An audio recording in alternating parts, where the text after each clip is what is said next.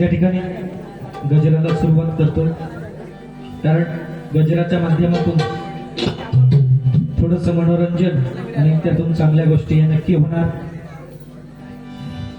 तर बघा, सध्याच्या या कलियुगात सध्याच्या परिस्थितीत नवनवीन गाणी येतात. त्या गाण्यांची थोडीशी झलक घेतोय. नको छळू रे नंद किशोरा, नको सोडू वेणी धरलेला हात, सोड किस्ना जाऊ दे विकया लोणी, जाऊ दे विकया लोणी.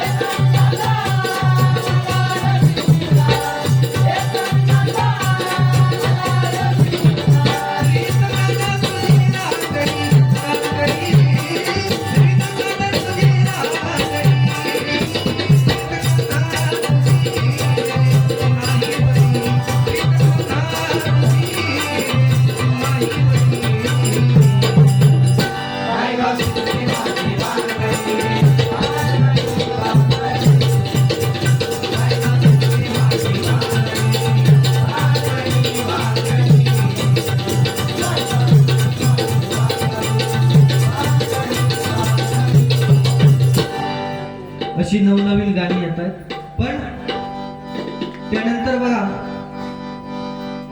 गाणं आलं कारण ते सध्या फेमस गाणं म्हणजे हल्लीच्या पोरांका माहिती असतात. कारण काय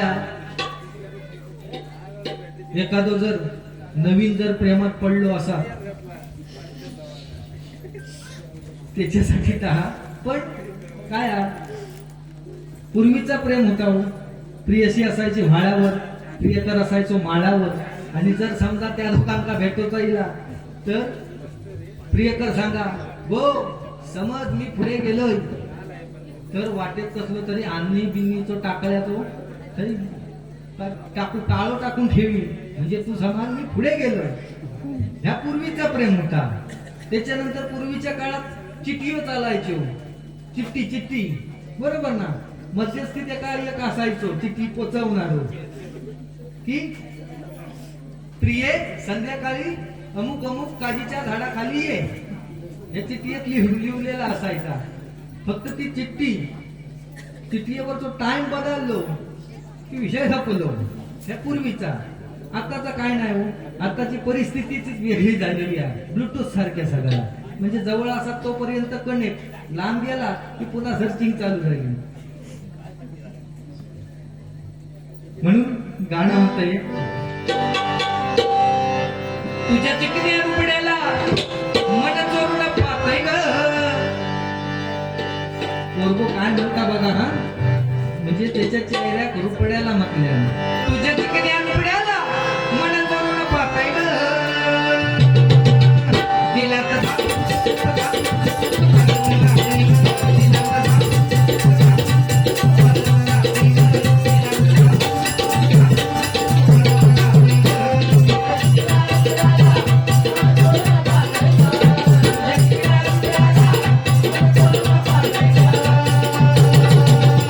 दिला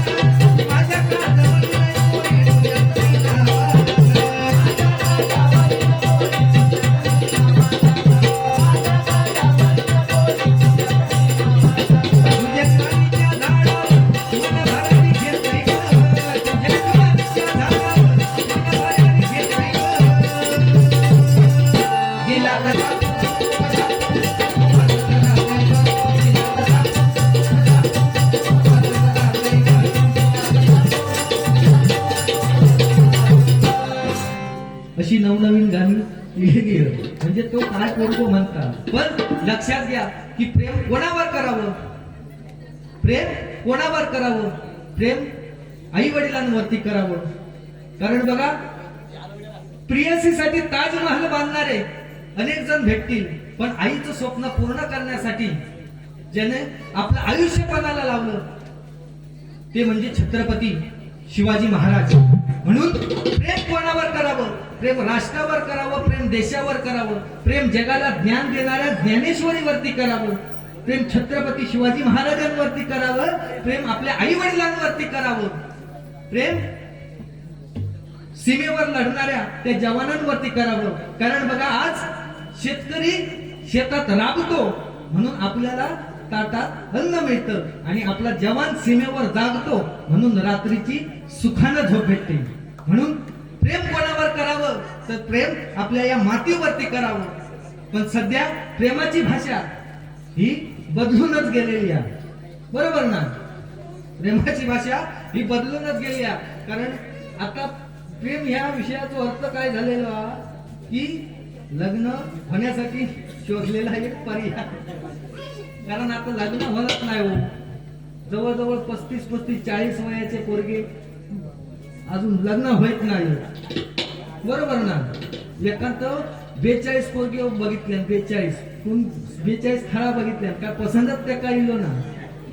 शेवटी तो माका म्हणता, हो बुवानू, आज म्हणतात 35 वर्ष झाली, 42 खरा बघितलंय, तुमच्या वळकीवर तरी म्हणा सांगा काहीतरी. म्हटलं ठीक आहे बघतो. आणि एक दिवस अशी चौकशी करता करता झाला बाबा, पत्तो गावलो, एक स्थळ भेटला, त्या ठिकाणी त्याला पाठवलं. त्या ठिकाणी पाठवल्याच्या नंतर चहा पाण्याचा कार्यक्रम सुरू झाला. चहा पाण्याचा कार्यक्रम सुरू झाल्याच्या नंतर पोरगो पोरगी पसंत पडलो, पोरग्याक पसंत पडली, सगळं काय अगदी व्यवस्थित, अगदी लग्नापर्यंत नेला. पुढची तारीख ठरवची. तेवढ्यात काय होऊचा, ती जेवणाच्या खोली असून पोरीची आवाज बाहेर गेली. पोरगो बघू बाहेर गेली बरोबर. पोरीची आवाज म्हणतात, यो पोरगो च्या म्हणतात. मी झाली तरी पोरगी माझी भिकाऱ्याक देन, पण ह्याका देऊच ना. अगे पण झाला काय झाला? अरे मला यो 20 वर्षापूर्वी माका बघू केलेलो, आणि आता माझ्या पोराक बघू केलो. म्हणजे ही 35-40 वयाचे अजून ढवली एक खोंडा. खरोखर हे का आता पर्याय तर मी काय बाबा सांगू शकत नाही. फक्त पर्याय आपलं एकच सांगू शकतं की प्रत्येकानं आपल्या मामा मामीक सांभाळा, त्याच्यासून मामा मामीक दया इली तर इली, आणि त्याच्यासून एखाद्याचा फावला तर फावला, नाहीतर गप आपला फुटियाक लावला. फक्त एवढंच की मामाचं लगीन झालेला व्हाया, नाहीतर बरोबर ना, मामाचं लगीन झालेला व्हाया, नाहीतर मामाचा वापर म्हाळात निंबू म्हणून व्हाय असा सगळा जाग्यावर लावला. अशी परिस्थिती झालेली आहे. बुवांचा पण एक जबरदस्त पूर्वीच्या काळी प्रेम होता, आणि जीवापाड एवढा प्रेम म्हणजे काय. आता त्या गाणं बघा हिला,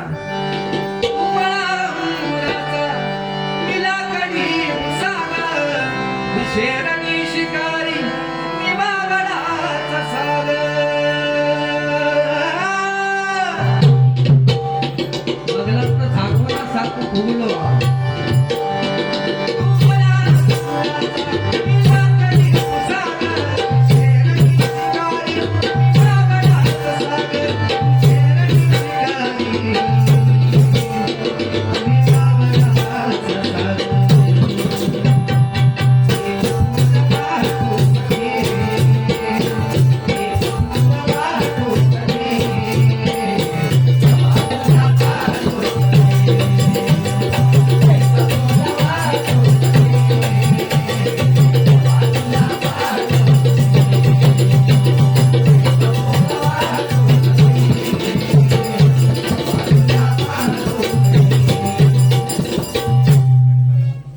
जबरदस्त बुवांचा पूर्वीच्या काळी प्रेम होता.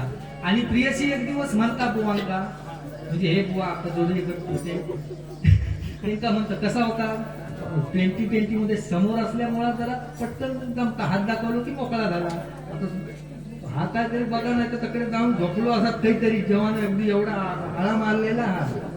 हो जरा हा काय बघा झाला प्रियसी म्हणता, अरे विलास अशा ठिकाणी मला घेऊन चल की त्या ठिकाणी कोणीही असणार नाही, फक्त आणि तुझ्या आणि माझ्याशिवाय एकही असणार नाही, अशा ठिकाणी मला घेऊन चल. अशा ठिकाणी घेऊन चल तर विलास बुवानी आपलं डोक्यात चालवल्याने रानात असे आमच्याकडे कातळ बराचा कातळा कशी घेऊन गेली फिरत आणि आजूबाजू कोण अजिबात नाही आणि त्या भर उन्हासून चलता चलता चलता त्या पोरग्या दमलाने साधारण एक सावली होती झाडाची त्या ठिकाणी का बसला तर उन्हात कापलेला हो त्याचा लागला डोक्या दुखो लागल्या बरोबर पोरग्या सांगता बुवांका, अरे विलास माझं ना इथे डोकं दुखतंय म्हटल्या बरोबर हो काय तापलेलो बडी कुठे दुखतंय इथे दुखतंय म्हटल्या बरोबर एकदा चॉक केल्याबरोबर प्रियसिक विचारता आता कसं वाटतंय म्हणता बरं वाटतंय. थोडं वेळ गेलो त्याच्या मानेवर दुखू लागला पोराच्या, तो म्हणता कुठे दुखतंय, तो म्हणता मान दुखतंय, थै चॉक केलं थै बरा वाटू लागला.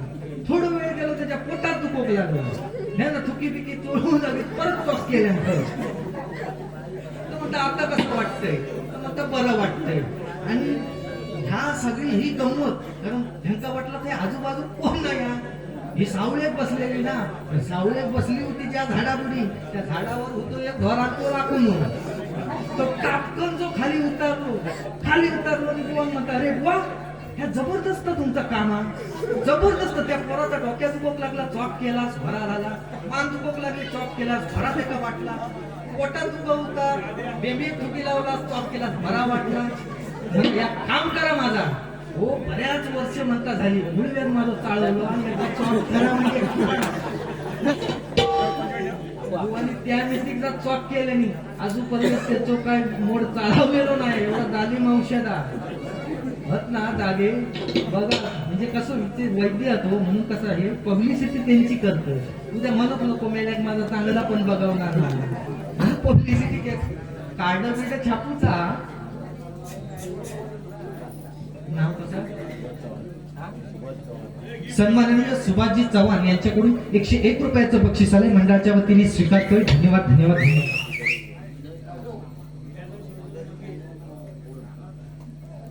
सन्माननीय विनय चव्हाण हा जबरदस्त असो मंगलाष्टक म्हणण्यासाठी हे 101 रुपयाचं बक्षीस आलंय, मंडळाच्या वतीने स्वीकार करू. धन्यवाद धन्यवाद धन्यवाद.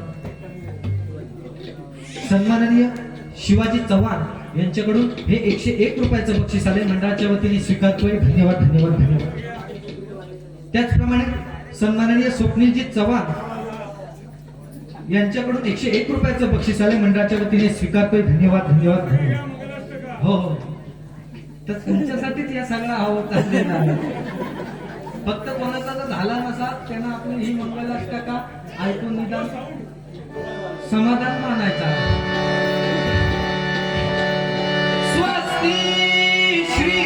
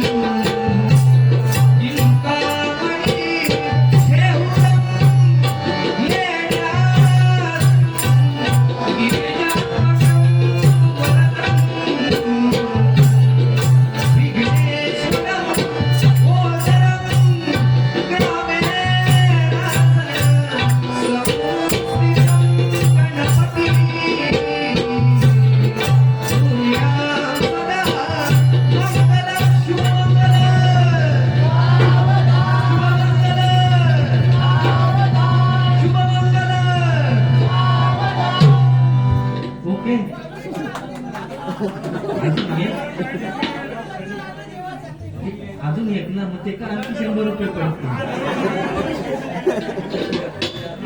ठीक आहे बघते हा जमता काय मध्ये चुकलं ते ऍडजस्ट करून तुम्ही घ्यावा कारण ही फ्री मध्ये आहे.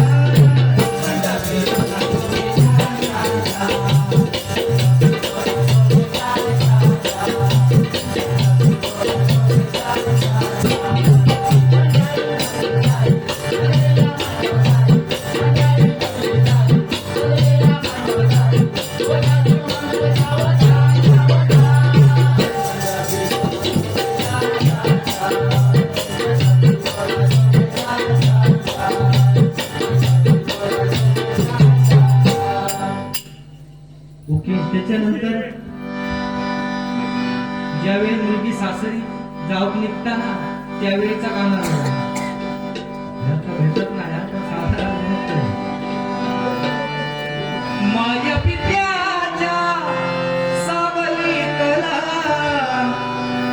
माया पित्याच्या सावलीतला, काळ सुखाचा ओसरला. लेकराली आसरला, लेकराली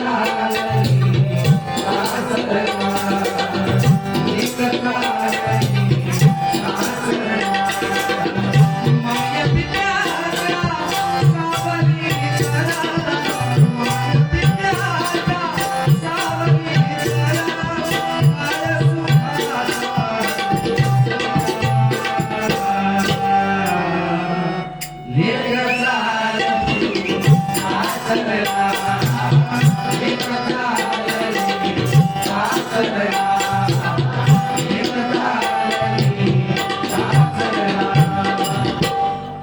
त्याच्यानंतर जेव्हा मुलगी नवऱ्याच्या घरी जेव्हा पोचता त्यावेळी गाणं बघा.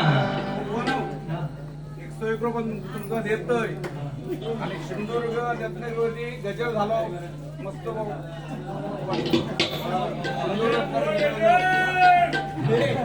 गजल गाजलो पाहिजे. गाजवा.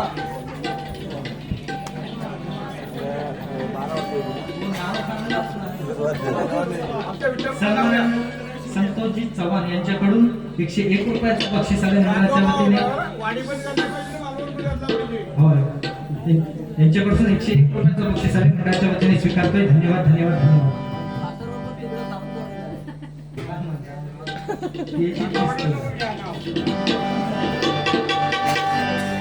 त्यानंतर बघा ज्यावेळी मुलगी सासरी पोचता तेव्हा स्पीकर वाले काय गाणं लावतात. नवरी आली नवऱ्याच्या गावात, विसरून गेली माहेरच्या नावात.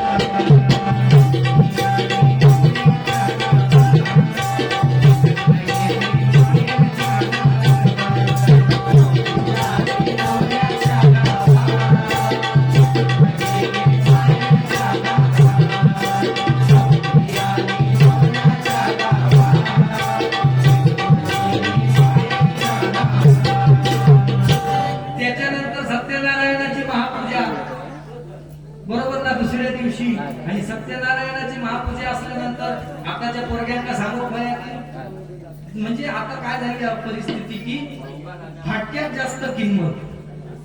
आणि जेवढी तुम्ही जर समजा दुकानात गेलात एक चांगली पॅन्ट जर घेतलात तर तिची किंमत असा 1000 रुपये.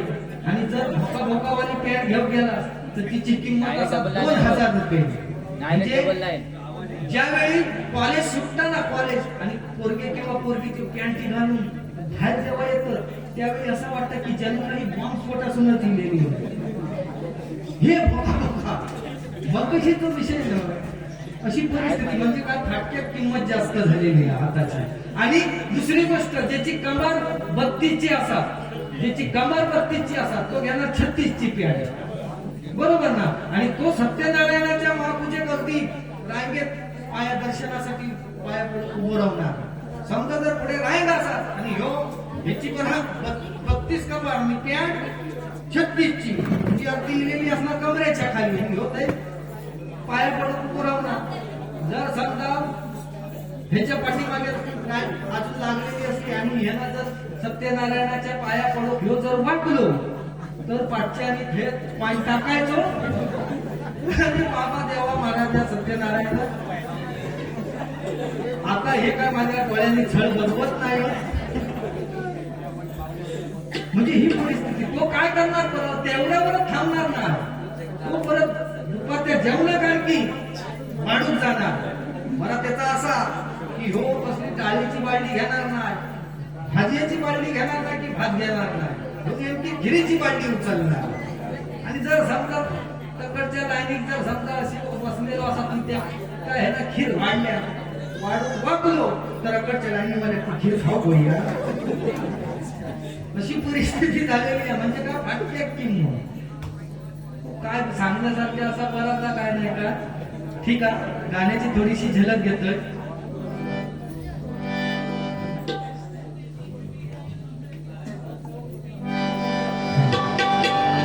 सत्यनारायणाचं गाणं घेतो.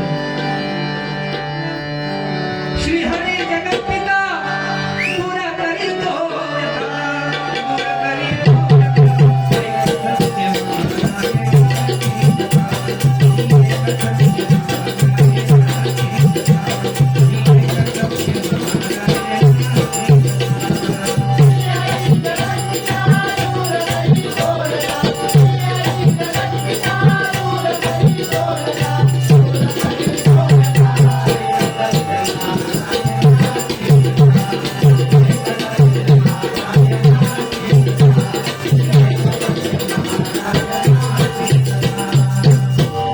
त्याच्यानंतर पाच परतावा गाणं बघा.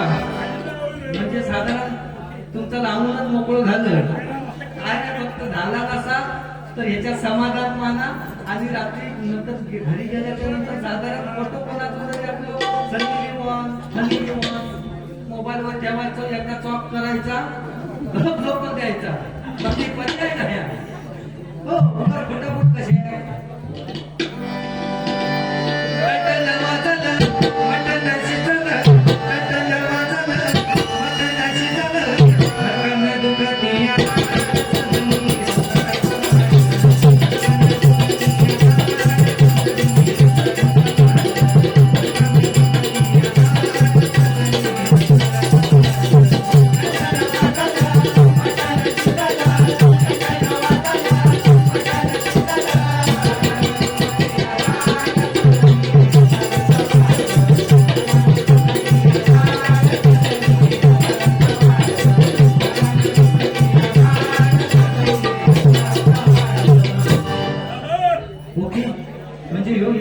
विषय आधी प्रेमाचं निदान त्यांची झाली नाही, त्याच्यात यांनी आपला समाधान मानायचा.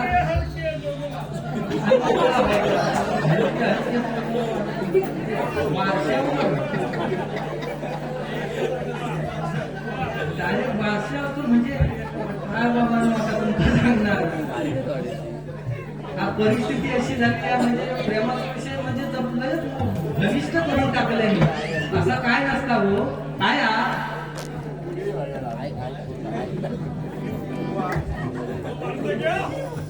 नको नको भाषाचा नको, फक्त प्रेमाचा तुमका फटक्या सांगतोय. कारण प्रेमात एवढं जास्त लक्ष द्यायचो ना, कारण प्रेमात रस नाही रापनिक मास होणार. प्रेमात रस नाही रापनिक मास होणार. विचार केला होतं अमेरिकेत जाऊन पैसे कमावचे, पण शिराकडून यंदा भात कापू कधी कोण नाही. ह्या पावसात हैराण केलेला आहोत, त्याच्यामुळे प्रेमाभिमाचा विषय नाही. काय सांगू ठीक आहे, पण समजा जर एखाद्याचा जर ब्रेकअप झाला तर तो काय गाणं म्हणता. नहोगी भी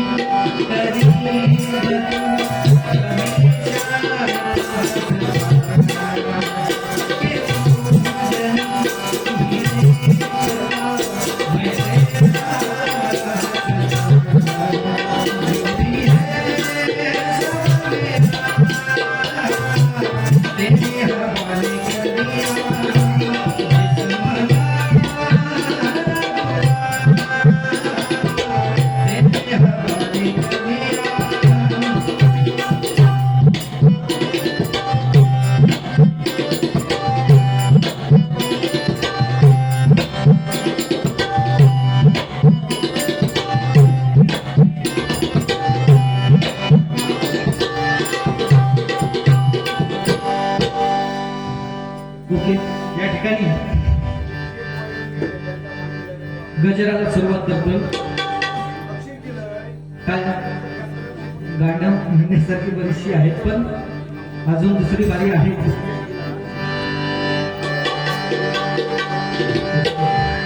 हरिनामाची पहाट झाली झाली चंद्रभागे, हरिनामाची पहाट झाली झाली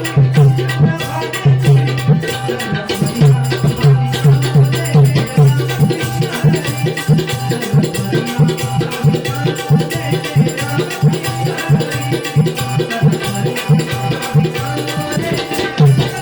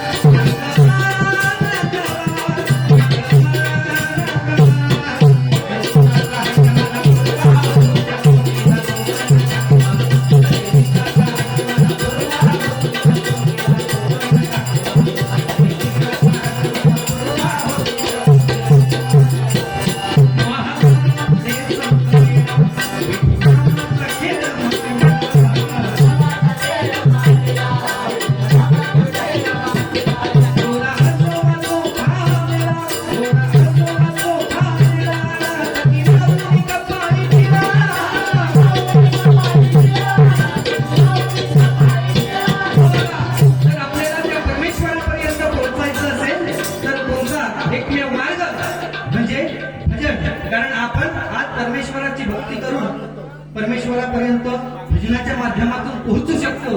आणि दुसरं म्हणजे की आज आपण परमेश्वरापर्यंत पोहोचू शकत नाही, पण आई वडिलांची सेवा करून परमेश्वरापर्यंत आपण पोहोचू शकतो. कारण का आज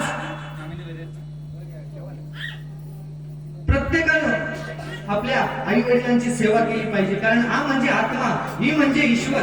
आत्मा आणि ईश्वर यांचं मिलन म्हणजे आई.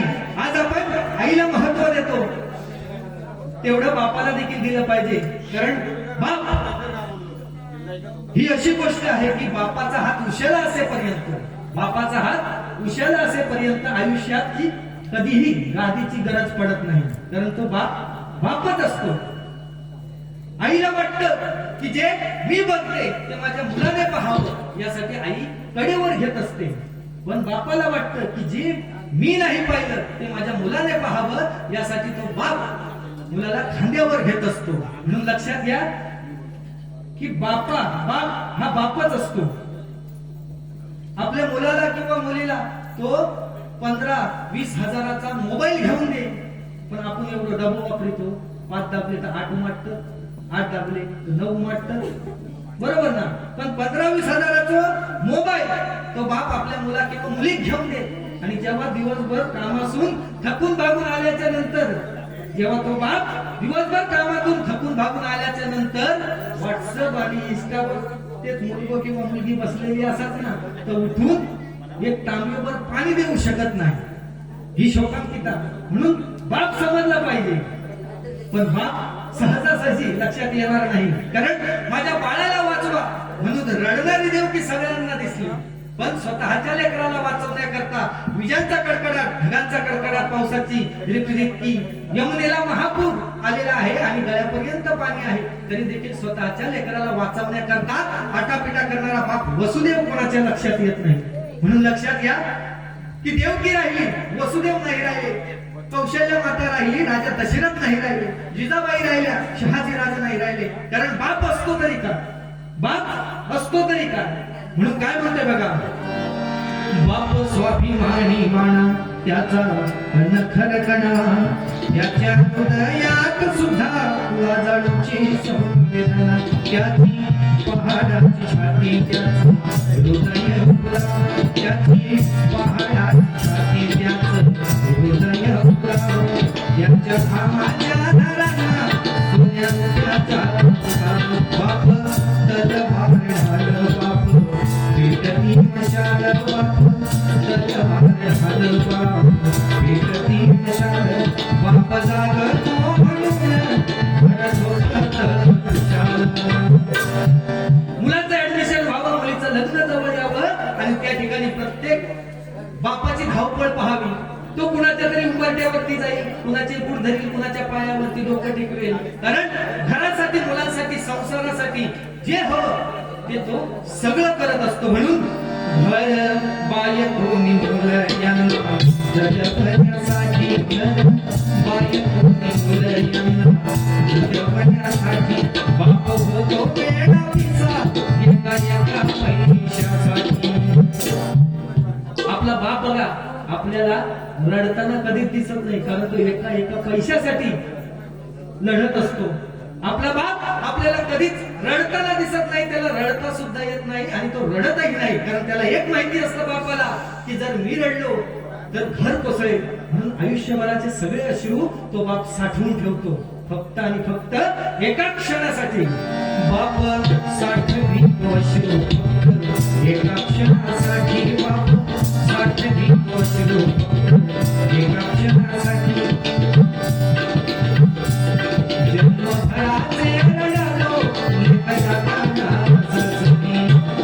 आपला बाप आपल्याला रडताना कधीच दिसत नाही. तो एका क्षणी रडतो ज्यावेळी त्याची मुलगी सासरी जायला निघते. त्या भर लग्न मंडपात लग्न लागल्यानंतर शेवटी त्या मुलीची सासरी जाण्याची वेळ येते. त्यावेळी त्या भर मंडपामध्ये ती मुलगी सगळ्यांना भेटत. शेवटी जेव्हा बापाजवळ येते त्यावेळी तो बाप त्या मंडपातला कुठला तरी खांब धरून नजर वळवून डोळ्यातील गंगाई मुलांना अश्रूंना वाट मोकळी करून देत असतो. ती मुलगी सगळ्यांना भेटत शेवटी जेव्हा बापाजवळ येते त्यावेळी बापाच्या मुठीमध्ये घट्ट सामावते आणि उभ्या सगळ्या आयुष्यभराचे जे अश्रूचा अभिषेक तो बाप आपल्या मुलीच्या डोक्यावर करत असतो. म्हणून लक्षात घ्या की बापाचं आणि मुलीचं एवढं पवित्र नातं आहे की त्याला कशाचीही उपमा देता येत नाही. म्हणून लक्षात घ्या की सासरी मुलीला किती जरी छळ असला तरी माहेरामध्ये आपला बाप अजून आपला आधार आहे हे त्या मुलीला माहिती असतं. म्हणून बापाचं आणि मुलीचं एवढं पवित्र नातं आहे की त्याला कशाचीही उपमा देता येत नाही. म्हणून लक्षात घ्या की आपल्या आई वडिलांना जिवंतपणी पोटाला पोटभर अन्न आणि अंगावरती चांगला कपडा द्या.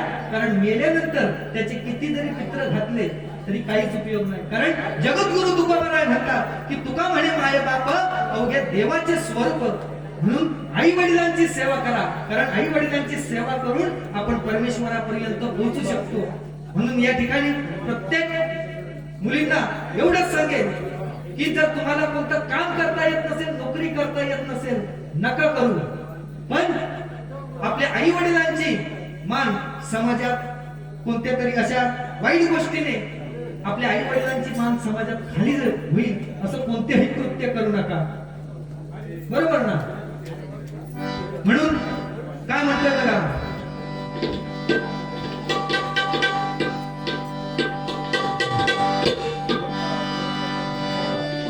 महाद्वारा पुढे सप्तमी